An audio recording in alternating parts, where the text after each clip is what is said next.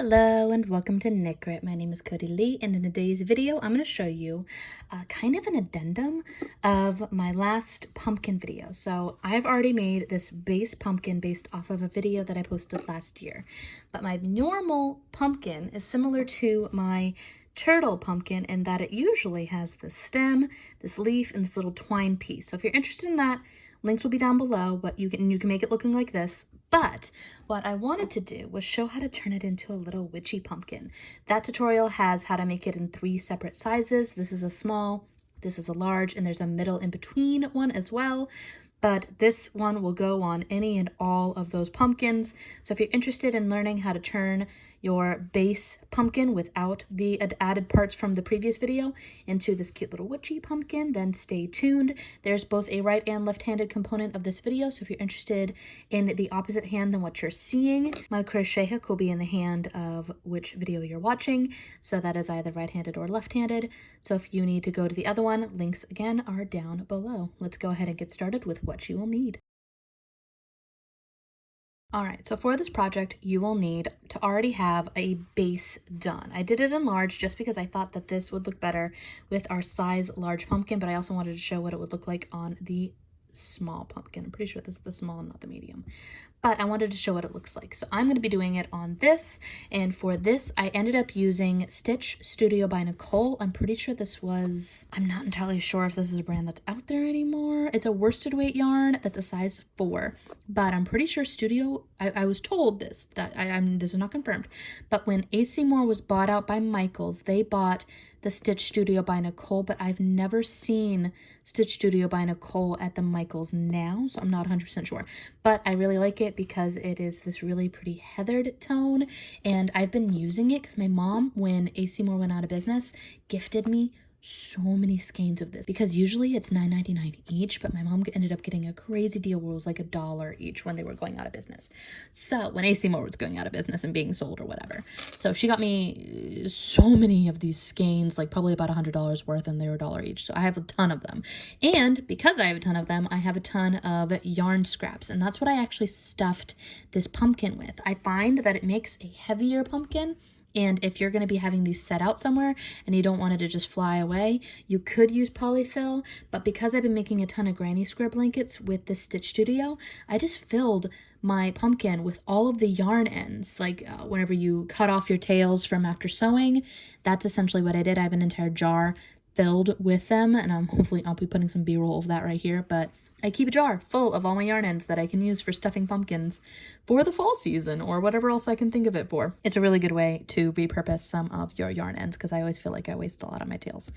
So I have used my yarn tails. I did not use any of this polyfill, but if you need to, you can. I'm using a size D 3 or 3.25 millimeter crochet hook. This is my Furls crochet hook. I love this one. It's the Odyssey line. Very pretty. I'm also using a darning needle, and for this, in order to achieve this kind of witchy bendy look, I ended up using some floral kind of twiny twig line things. These ones are like the ones that are covered in fabric. You could also easily use some doll wire. This one's sculpting and armature wire, but I find that this is probably way cheaper and honestly more flexible and easier to use for our purposes here. So I'm going to be using these in this video because I have a ton of them, and one goes a long way inside one of those. All right, let's go ahead and get started. This is the way Henrietta has to hold that in order for this whole thing to work.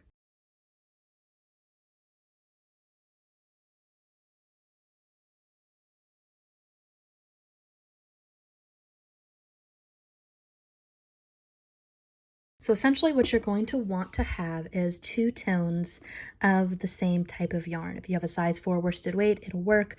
I just really like using heathered yarns when it comes to my pumpkins. I think it looks a lot more fall-esque, and I don't think we use enough navies and dark blues in the fall, so that's why I'm using this one. And I want it to pop, so with this one I did the cream and the brown. But for this one, I'm going to do the navy blue, and because I wanted you guys to be able to see the yarn as I work with it, I'm going to be using this nice cream tone that I used on the base there, and that's going to be my stem for this navy blue. I'm really excited. So here, it's really easy to start. I'm going to create actually a really long tail because I hide it inside of my work here. I make a good 12-inch long tail, Again, all tails end up inside the tail bin and used for future pumpkins, so it's, you know, it's all good.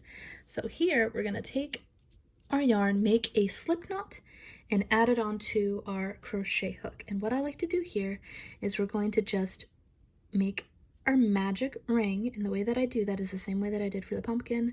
We're going to chain 2, so 1, 2, and we're going to go inside our first chain, so the second one from our hook, and we're going to put 6 single crochet inside of it. So 1, 2, 3, 4, 5, and 6. You'll find that it might open up like so. And what we're going to do is kind of pull on it just a little bit, and it's fine. Move our tail this way so it's a little less in the way. And we're going to start working in the round. I'm going to pull that a little bit tighter. And the way that I do that is essentially for 20 rounds total, we are only going to maintain those 6 stitches while working in the round. So instead of doing any kind of increases, we're just going to be making a tube that goes down and down and down and down and down until we get to the point where we need to increase.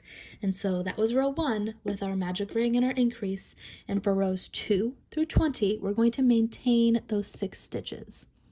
And so that's going to be kind of hard, and you also might notice that your work tries to bend in on itself, and you kind of just want to correct it from doing that.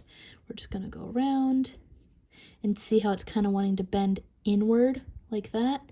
Kind of correct it and force it to just not do that. 4, 5, 6. And this is why I make such a long tail, because while I tug there to try to keep it from falling apart, I'm going to take my long tail and pull it through that stitch like so. And I'm going to continue on for 20 rounds total. So now we're on row 3. We're going to keep going until we get to row 20 of just single crocheting around, and I'm going to keep moving my tail forward every single time. That way my start is really far away from my beginning, and if it does come undone for whatever reason, I can always fix it later, but I don't think I should have that be an issue. We're going to go around here, 2, 3, 4, splitting our yarn, 4, 5, and 6. Moving our tail forward. I'm going to go off camera after pushing this tail forward, and we're going to do all 20 rounds, and then I'll show you how I make it bendy and how I do the rest of the increases and how I make it look kind of bumpy on the edges here. Be right back as soon as I get all 20 rounds of us just going around for 6 stitches. Okay, so we have done our 20 rounds around. We've gone from 1 through 20, and now we're going to do a little bit of expanding to create this nice cute little witchy bottom as well. I think it kind of looks like it's spiky and cute, and I like it a lot. So how we do that is we're going to actually start doing some increases. I'm going to try my best to show it. So here is the start of our round, and we're going to start by, on round 21, we're going to single crochet 1 and then increase. So we're going to put 2 stitches inside of our next stitch. 1 and then increase. 1 and then increase the next stitch. And then 1 and increase. So that was only a repetition of 3 times.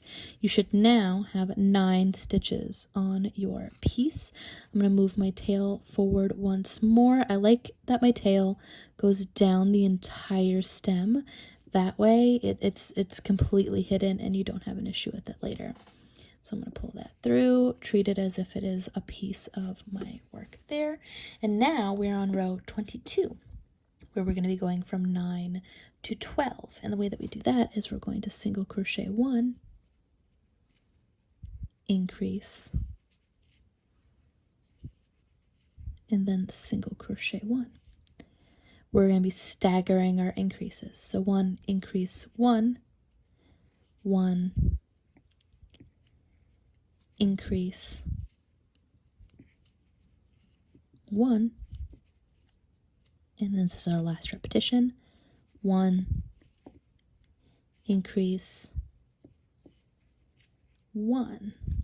So that way there are 2 single crochets between our increases, and they just aren't lining up with the increases from our previous round. I think that looks better, in my opinion. So now we have 12 stitches on our work, and what we're going to do for our final round of this is we're going to do kind of a cutesy thing. I really like how this looks.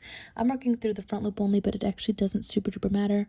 This is a repetition of 6 times, and what we're going to do is single crochet 1, chain 3, so 1, 2, 3. We did the same thing for our leaf on our last pumpkin. We're going to go and take our hook and go into the very first chain that you made, slip stitch, and then do another single crochet. This creates this nice little kind of bump. So single crochet 1, 1, 2, 3, go into the first right there, slip stitch, and then single crochet. That way you kind of have this cute little ridge that's being formed here, and I really like that. So 1, we're going to do this for a total of 6 times, 2, 3, go inside the first, slip stitch, and a single crochet. We're going to continue this all the way around. 1, 2, 3.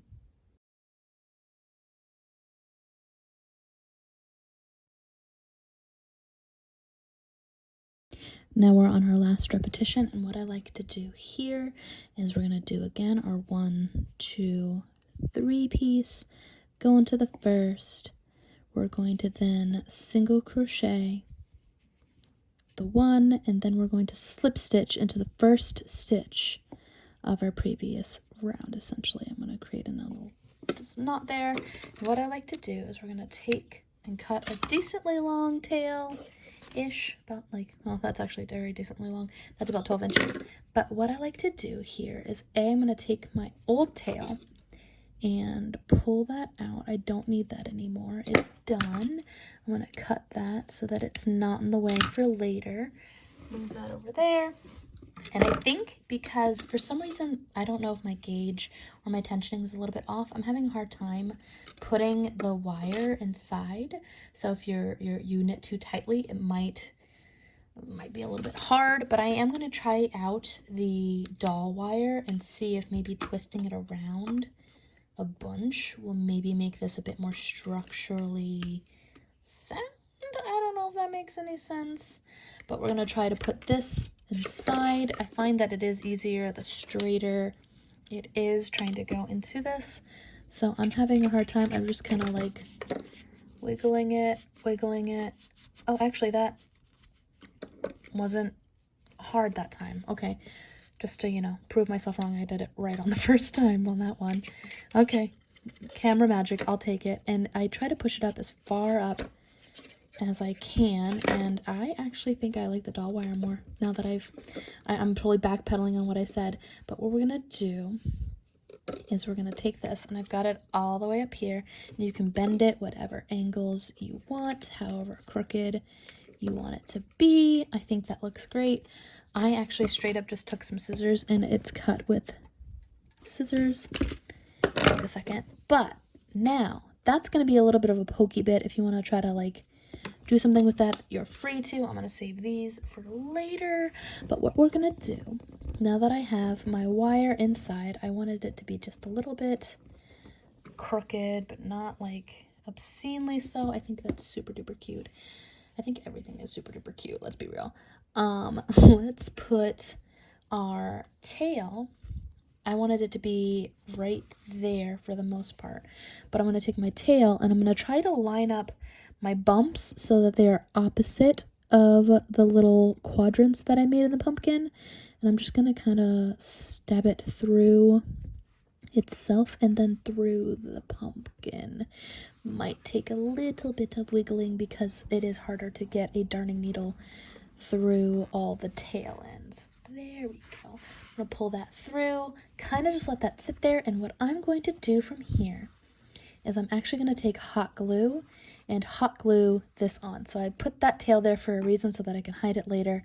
But I'm going to go and take some hot glue and put it on the tip of those so that they don't pokey poke. And then I'm going to take it and kind of raise it up on each one of these little bumps.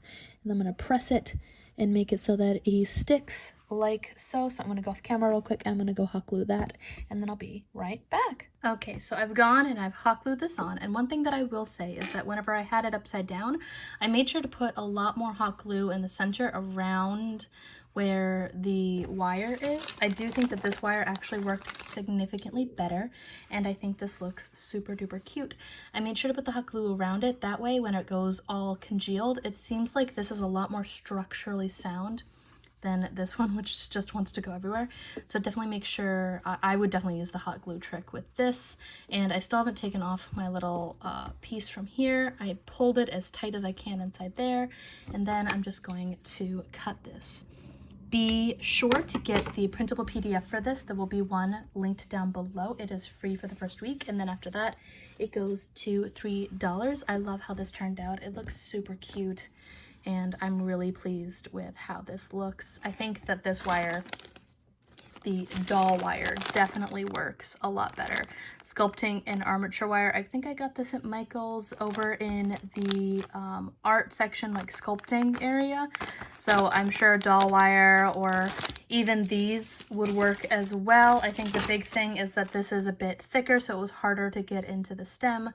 But I do think that doing the hot glue trick would make a much more structurally sound, as I knock over everything, a much more structurally sound pumpkin, basically. Both are cute, but I definitely think I like this one a bit more because it seems like it's a little less wobbly. And by a little less, I mean significantly. All right, so next week, we're gonna be working on another set of our fruit whales and fruit turtles. So I'm gonna be working on the dragon fruit. And then let me know if you would like to see, after that, I've already got most of the dragon fruit tutorial done, but let me know if you'd like to see the blueberry next or the watermelon. I have a feeling it's gonna be watermelon, but this blueberry has a big place in my heart, and I think they're both very, very cute. This one's actually just very similar to the pumpkin, so I think I might do the blueberry, but it all depends on what people say down in the comments and what they would like to see. If you like spooky tutorials, I do have a bunch of Halloween themed amigurumi, which I have a playlist for that. Again, I will link that down below. Let me know how this turns out for you, and if you do end up downloading the pattern, give me a comment down below and let me know what you think about it. I love feedback, and I do like hearing from people about what they think about the pattern itself and where they think things could be a little bit more clear, or whether or not they just straight up like the pattern. I don't know. Thank you for watching this video, and before we go, I want to give a shout out to my Patreon supporters. If you're interested in supporting the channel monetarily, no pressure, you can go to patreon.com/knit, but if you also just want to support the channel, you can just give a nice free subscribe if you're interested in being subscribed to this kind of content. On Patreon, we have free patterns, early access tutorials, and other stuff like that. Thanks again for watching. Be sure to like, subscribe, and hit the little bell before you leave if you want to see more videos like this. Until next time, guys. Bye!